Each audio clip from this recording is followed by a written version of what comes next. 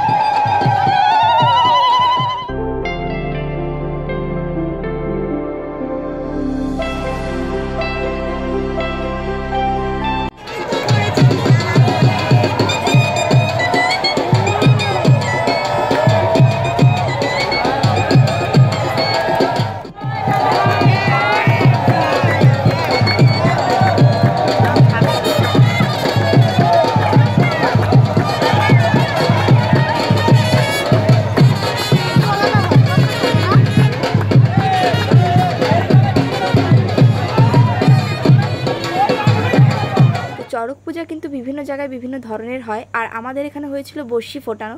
তো তারপরে চড়ক পূজা দেখা শেষ করে আমরা চলে গেছিলাম টোটো করে সোজা বাড়ির দিকে। তো দেখা হচ্ছে তোমাদের সাথে পরের ভিডিওতে।